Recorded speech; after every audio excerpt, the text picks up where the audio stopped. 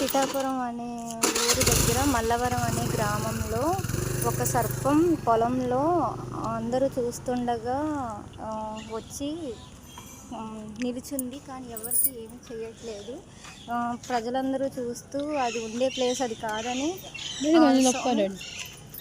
సుబ్రహ్మణ్య స్వామి నువ్వు అయితే గనక ఇది తలపాగాలో ఉండే క్లాత్ మీదకి వచ్చి కూర్చో అని ఒక అతను నిదర్శనం చూపించు అని ఆ క్లాత్ పరచగానే ఆ సుబ్రహ్మణ్యం స్వామి వచ్చి ఆ క్లాత్ మీద కూర్చుంటే అతను అది ఎత్తుకొని తీసుకువెళ్తుండగా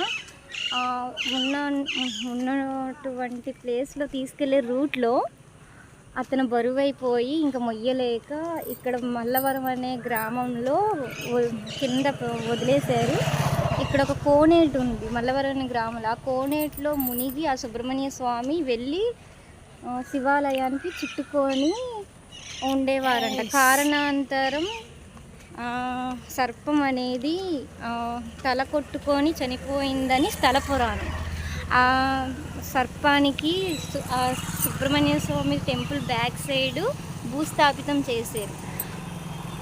ఆ భూస్థాపితం చేసిన ప్లేస్లో ఎవరైతే సంతాన సమస్యలు ఉన్న వాళ్ళు నిద్ర తీస్తారో వాళ్ళకి సంతాన సాఫల్యం కలుగుతుందని స్థల పురాణం.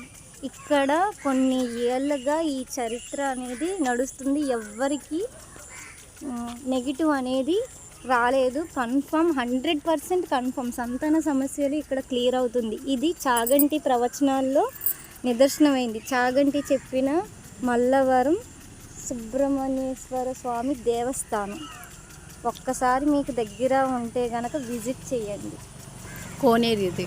కోనేరు అక్కడ మనకి ఈ కోనేరులోనే ఆ సుబ్రహ్మణ్య స్వామి సర్పరూపంలో మునిగి ఎదురుగా ఉండే శివాలయానికి చుట్టుకునేవారు. ఇదే కోనేరు దేవాలయం. ఇది ఎంట్రన్స్. సాక్షాత్తు దీనికి సర్పవరం అని, సుబ్రహ్మణ్య స్వామి టెంపుల్ అని, మల్లవరం అని చాలా ప్రసిద్ధి చెందింది. ఒక గైస్ మీరు కూడా ఎవరికైనా పిల్లల లేక సమస్యతో బాధపడుతూ ఉంటే మీరు కూడా ఒకసారి వచ్చి విజిట్ చేయండి. మంగళవారం షష్ఠి రోజున ప్రత్యేకమైన పూజలు చేస్తారు ఇక్కడ. మీకు నెక్స్ట్ వీడియోలో నిద్రించేది కూడా చూపిస్తాను.